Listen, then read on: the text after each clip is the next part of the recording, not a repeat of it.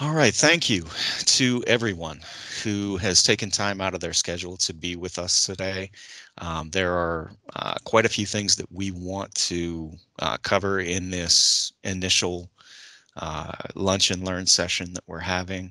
Hopefully over time, what we'll be able to do with these lunch and learn sessions is provide at least a monthly or bi-weekly is the goal, to provide a bi-weekly lunch and learn session that is comprised of hot topics that you, our sister community, bring up, items of concern that you want us to explore and come back with resources and answers, or I should say resourceful answers to those questions. First and foremost, today's session, we had planned to spend the entirety of today's session going through a live demonstration of the Pennie Assister Dashboard, ways to connect with customers, and through the Pennie application. But we had this interesting thing happen, which is hands down probably the most exciting thing that has happened since the advent of the ACA, and that is the American Rescue Plan Act of 2021. Please note that we're going to be covering some highlights on that. We're also going to talk about Pennie's COVID-19 SEP to give you an update on that. And yes, we do have live demo time set aside for us to go through and explore some of the finer details of the Assister dashboard, ways to connect with customers, and to make sure that that customer is connected with their Pennie Assister of choice, and then ultimately the Pennie application. So with that being said, we're going to go ahead and start with the brand new, literally life-altering legislation that was enacted yesterday, the American Rescue Plan Act. They are in our policy office, they are referring to it as ARPA. So from that point, what I'd like to do is just provide you with a high-level overview of where we stand right now. There was a joint statement from the Pennsylvania Insurance Department and Pennie that was released related to this, and it hits on the highest points, the most, I guess you could say, the points of most concern with customers. And please understand that as we speak, literally as we speak here, we are at Pennie crafting and creating talking points, frequently asked questions, and job aids for everyone. From our customer service representatives to our assisters to our brokers, we want to make sure that everybody has as much information as possible as we start to head into this new and very, very refreshing time. Um, uh, right off the top, the American Rescue Plan Act of 2021 will not only apply or will not only provide financial assistance through the forthcoming stimulus checks, but it'll also provide an estimated $270 million in additional subsidies to current Pennie customers in 2021 alone. The law, through the law, the marketplace will be capped at 8.5% of a household's income, meaning current Pennie customers will see lower premiums, and those without coverage or who were previously ineligible will now have access to financial help if they shop at Pennie. In some cases, lower income enrollees will have their monthly premiums eliminated entirely. If that doesn't make you, if that doesn't make, this is a good time. This is a good time to be part of Pennie. Additionally, anyone who has or who was eligible for unemployment income in 2021 will become eligible for coverage through Pennie with a $0 premium for the remainder of the year. That's significant. That's significant. And again, I will make sure everyone receives a copy of this presentation, but at a high level, we want to be able to at least share information with you, the initial information. The official talking points will be forthcoming very, very soon, actually. We are in the throes of working with them and refining them as we speak.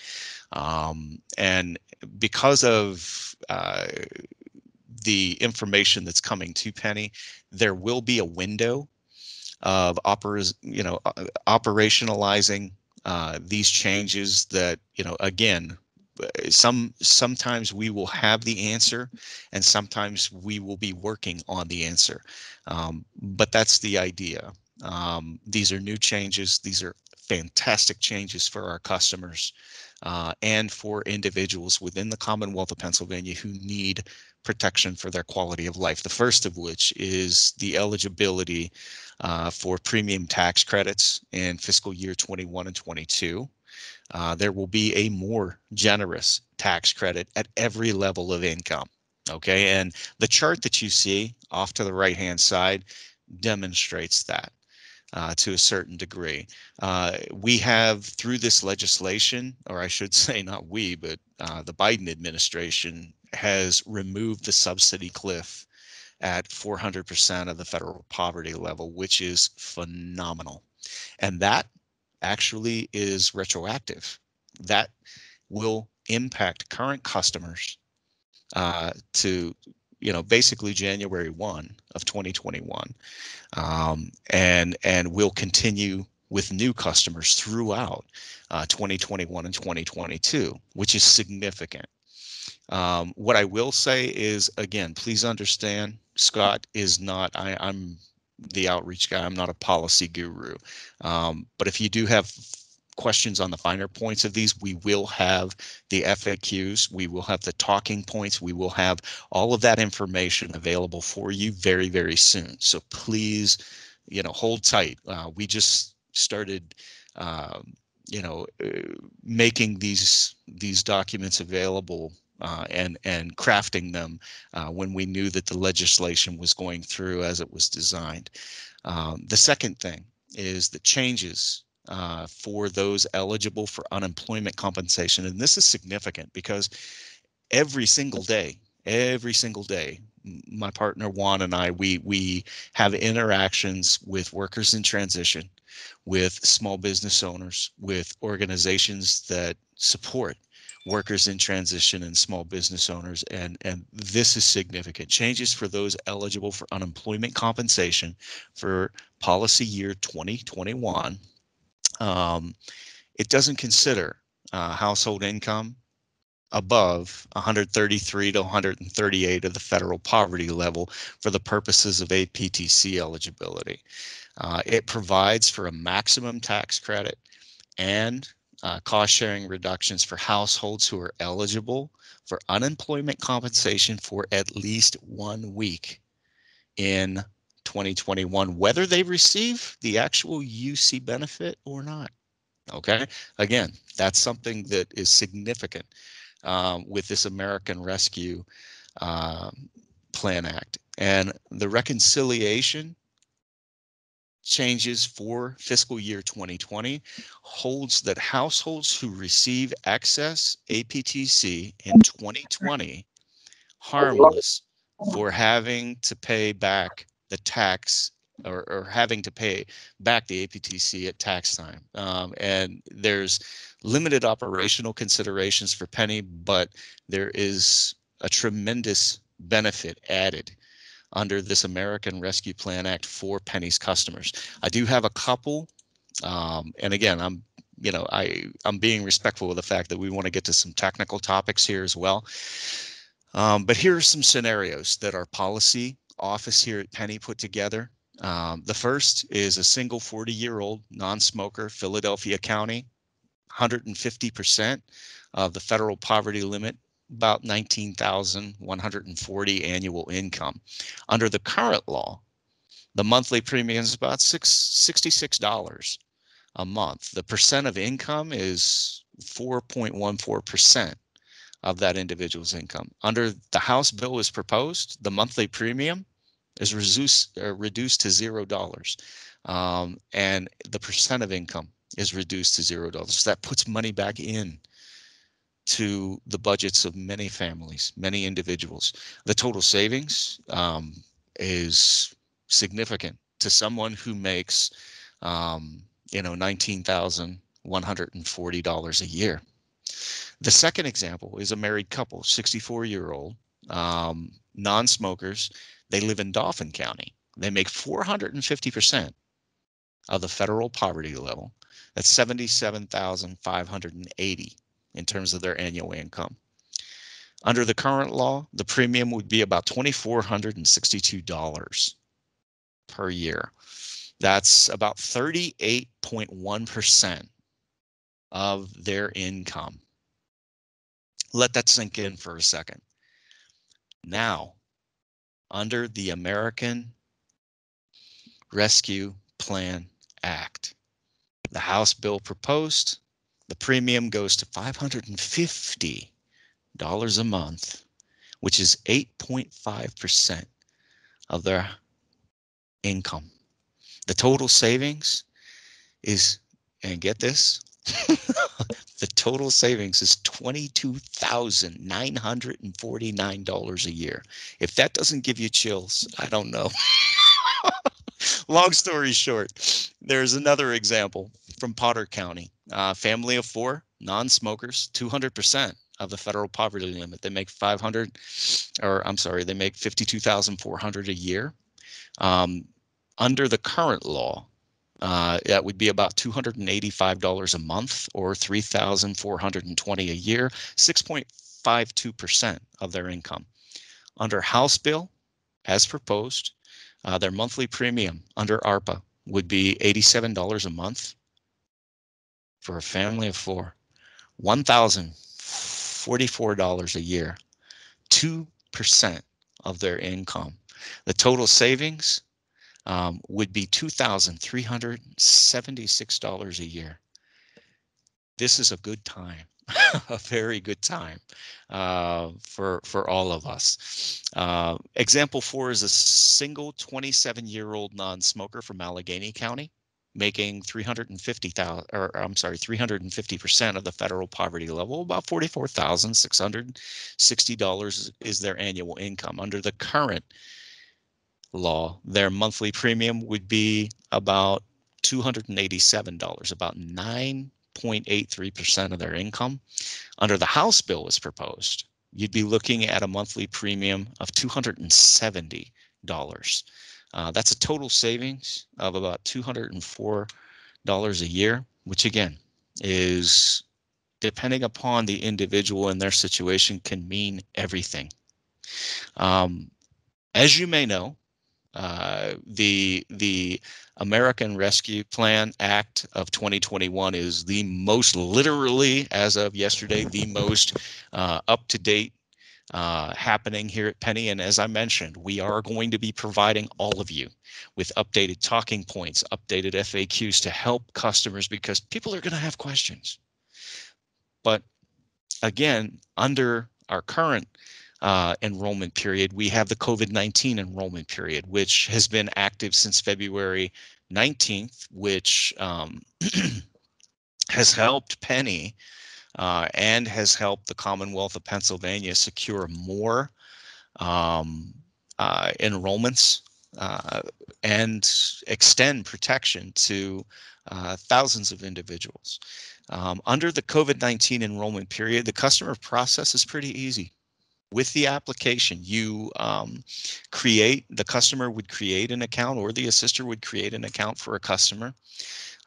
They would start and complete the Pennie application.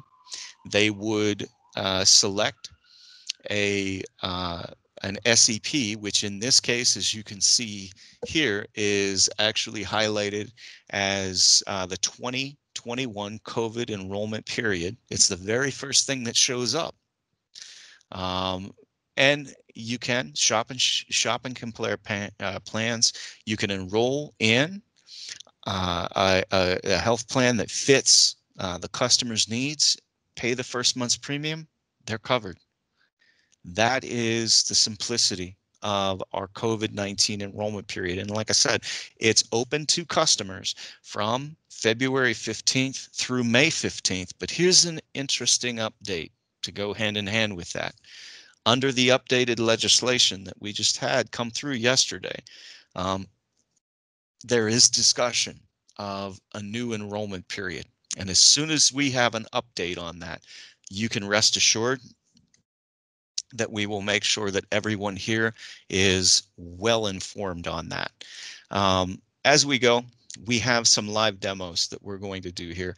The first and foremost is the Pennie Dashboard, what it is and why we should use it. Secondly, we want to talk about ways to connect, ways assisters can connect and customers connect to customers connecting to their assister of choice.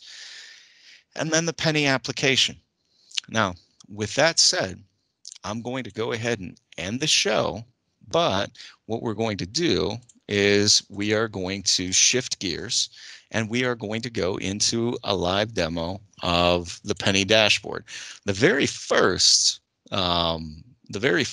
spot that we want to go to is we want to visit Olivia Fox. Olivia Fox is an assister. She has a lot of different features to her dashboard that we want to talk about in brief, okay? The first thing that you'll see is you'll see enrollments. Olivia right now hasn't had any enrollments. However, she does have customers that she's working with.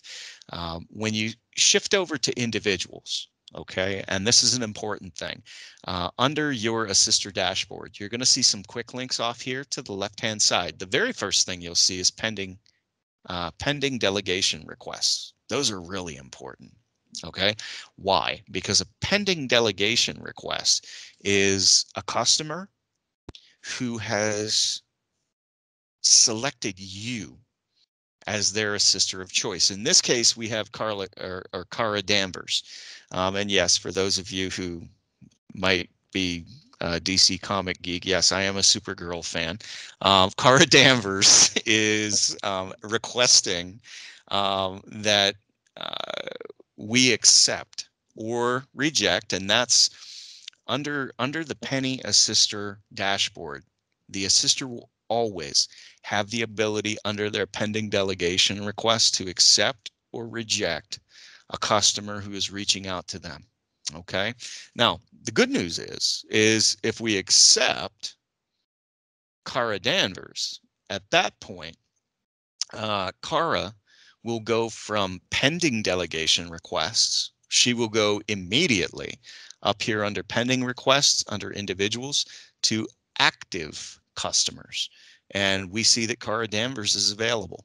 Right there is an active customer. Okay, now we're going to go back up here for a second and we're going to talk about the three different types of customers that an assister will have in their account.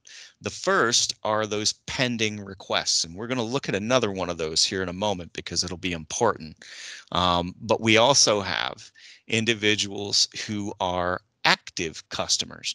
Our active customers are individuals who are within our quote unquote book of service. Okay, just like an insurance producer in the Commonwealth of Pennsylvania has a book of business and a assister has a book of service. These are the individuals, the customers who have chosen you as their assister of choice, and you will have the ability to click on any of these, just like I clicked on Cara Danvers here, and I have the ability to view her information. She's from Washington, Pennsylvania. Here's her number. Here's her email address. Her eligibility status is pending. So we know ahead of time that we need to be able to click through and view her application. If you go to view customer application right here, we can click, and of course it'll say you're going to take an individual view of Cara Danvers' application as her assister of choice, and we will go here to individual view. Now, under Cara Danvers, we already see one thing's happened. She's got an application started.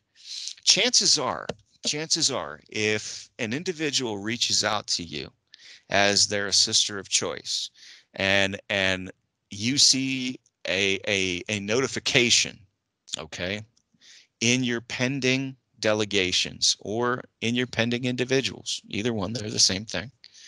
If you see an individual there, they have initiated that contact with you as their assister of choice. Okay. The important thing is in an event like this, you see that, well, Cara has already started an application. So what does this say? This says she needs help with someone who knows how to get her connected with the coverage that's right for her. If you go up here in the right-hand corner, you'll see where it says your assister. Now, there you go. There's Olivia Fox. There's her telephone number, first and foremost. There's the ability that Cara would have to view Olivia's profile, which if we click on that, she'll be able to view her assister's profile. Okay. This is incredibly important for folks. Especially if they would rather meet with you. And again, of course, this is, pending, safe, safe circumstances for everyone to be able to, and hopefully we'll all get back to it at some day, for them to be able to come and visit you at your office, or to reach out to you by phone, or to email you. Okay. They have the option of doing that. Also, they have the option to de-designate you. A customer is always in the driver's seat. They have the ability to de-designate, and sometimes they do it by accident. So our next topic that we're going to discuss here is going to mean a whole lot in helping customers with that. So at this point, if Olivia wants to transition back to her account, all she needs to do is click My Account, because again, she was an assister viewing one of her customers' accounts. And the same holds true with any of the customers under here. We've got Kim Lee, we've got Fred Carr, Steve Yeager. We've got a lot of individuals that are in this book of service for this particular assister. Another group are individuals who are inactive. In other words, those are individuals that either the assister initiated contact with, and for whatever reason, they decided, I think I don't want to work with you anymore, which that happens to a lot of folks. And sometimes it happens by accident. Sometimes people, they go into their application and they get poking around, and this happens. They go in and they start poking around on their application, and they end up selecting something like, yes, de-designate, and they don't mean it. So there's Dan Thomas. Well, we're going to go take a look at Dan Thomas here in a minute, but there are a couple things here that I also want to mention to you. As an assister, you'll also see, if we go back to the homepage here, we'll do that real quick. We'll come back to Dan Thomas. When you go back to your homepage, you'll see that you have your profile, and then down here, there is a link that says Add New Individual. There's a question that comes up quite often, and we're going to get to it here in a second. But before then, I want to point out the fact that you have the ability as an assister to manage your profile. And that's incredibly important. Why? Because when customers are reaching out to you as their assister, they want to be able to do so and get as much information as possible. So under My Information, you as the assister have the ability to go in and edit any of this information. You click on Edit here in the right-hand corner. You will have the ability to edit your email address, phone number, add a secondary number if you would like. You've got your assister certification number, your primary site. You can put that in there as well. Your secondary site, if you work out of two sites, you can update that. Also, and here's an important thing, And this is where every assister can help Pennie a lot. The one thing that we know for certain is that there are a lot of individuals in the Commonwealth of Pennsylvania whose, they have some understanding of English, but it might not be their primary language. Bilingual assisters in the Commonwealth of Pennsylvania are incredibly necessary in terms of serving our communities. And this is where your Pennie profile as an assister can really, really help a customer. If you happen to be bilingual, if you are capable of speaking fluently one language, or more than one language, I should say, this is a good position to enhance your profile, to make sure that individuals understand that there are options available for them. But this is where you, as a producer, would have the ability to update this information. Now, in terms of connecting with a customer, and I see that we're already at 2 minutes, but here's what I can promise you. We are going to have another Lunch and Learn session very, very soon. Anything that we do not cover today will be covered 2 weeks from now. Okay, so thank you so much for attending. But to get to a question that has been burning for a lot of folks, how do customers get connected with their assister of choice? For an assister, if you're working with a customer who is brand new, you can click Add New Individual. And with the the American Rescue Plan Act, there are going to be a lot of new customers coming and connecting. You can click Add New Individual. Under that, when you create a new customer, you add their name, you add their date of birth, their zip code, their phone number, their email address. It's very, very easy. When you do this, you provide them with the ability, number one, to be added to your book of service, and number two, you will have that individual view immediately into their account. In addition to this, and we are going to log out quickly, and I'm going to bring up a customer account. And that Scott, in the meantime, we receive a question Sure. in our chat. Sure. It says, Scott, would you confirm that the assister certification number is unique to Pennie, different from their PID registration number? And it is absolutely true. The assister, every assister in Pennie, when the enrollment entity creates the assister account, that assister ID is unique to Pennie. It is something that's issued to each assister uniquely, and it is separate from their PID insurance registration number. So yes, in establishing the profile, those are two numbers that are very, very different. One is system generated through Pennie, and one is generated through the Pennsylvania Insurance Department. And was there another question, Juan? The comment says, used to track their enrollment data. The Pennie assister number is the number that's used to track any enrollment data. That's the number in our system. That's the variable that is uniquely associated with each assister and ultimately with each enrollment entity. Thank Denise for the question. Okay. All right. One last thing, and I see we're already 1 minute over, and I want to be respectful of people's time. We had Dan Thomas here, and yeah, go ahead, Juan. Scott, there's another question. I'm sorry. No, that's good. Lisa Cox is asking us, when will the ARPA start? Will our existing customers be made aware of the ARPA changes? We will need to go into each application and make the changes, or will it automatically be done by Pennie? Yeah. Lisa, thank you for the question, and the answer is that we are still working through that process. Okay, this is very, very new legislation coming down. The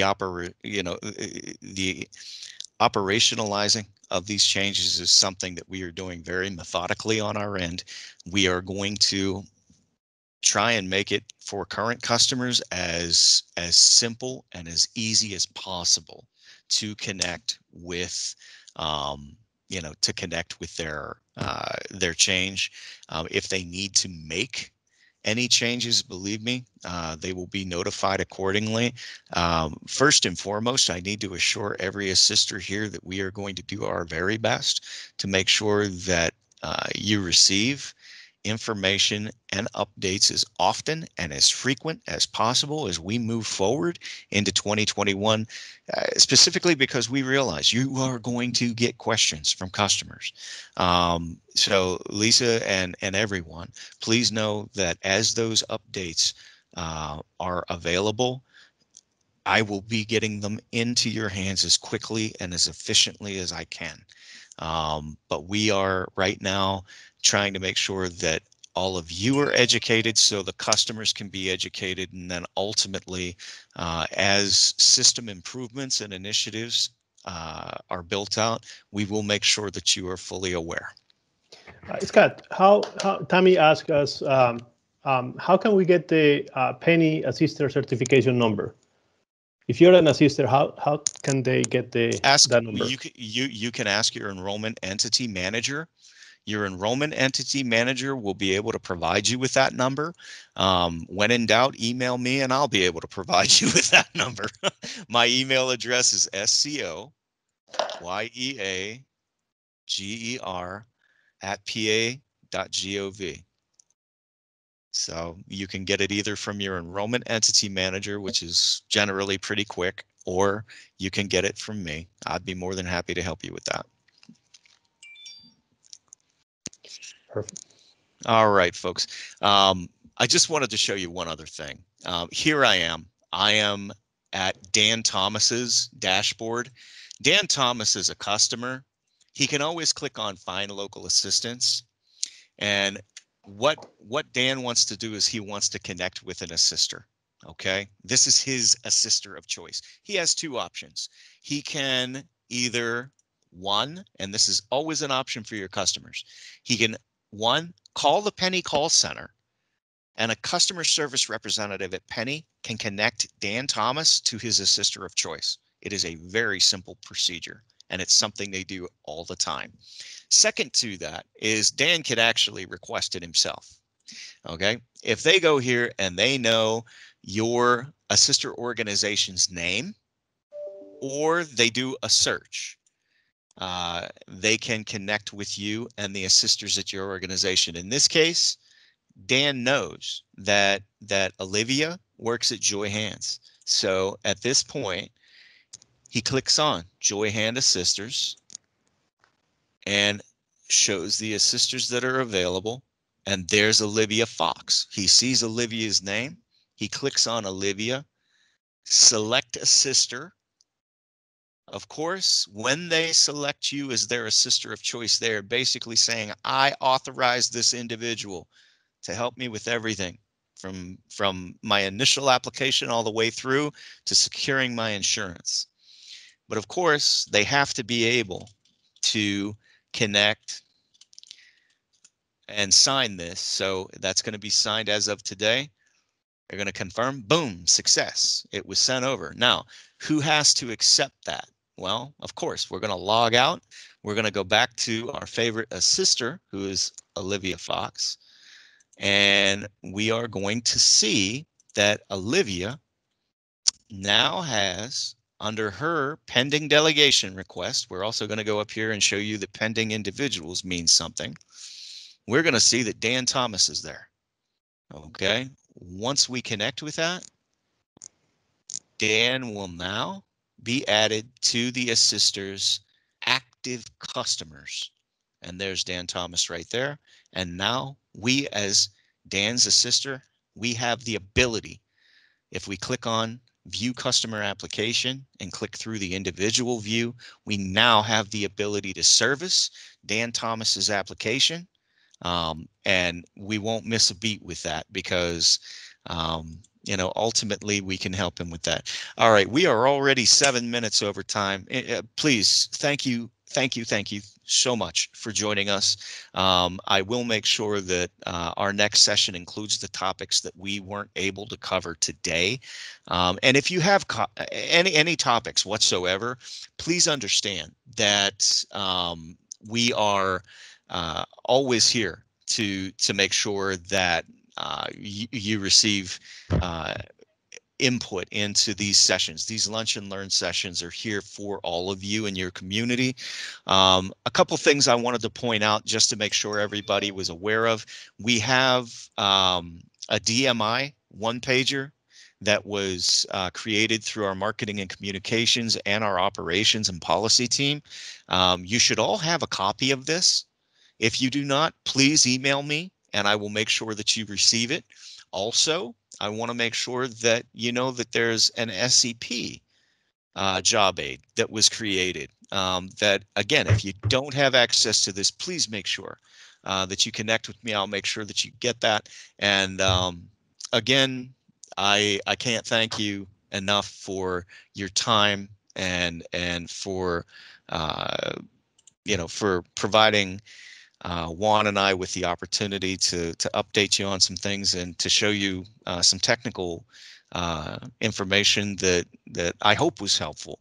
As we move forward again, please do not hesitate to reach out to either Juan or myself directly. If you would like to have us discuss a certain topic, we'd be more than happy to do so. So with that being said, were there any last minute questions, Juan? No, just thank you. And this is a great start. Thank you so much, everyone. Have a great afternoon. Be safe and have a peaceful weekend. We'll get this recording out to you as soon as we can. Be well.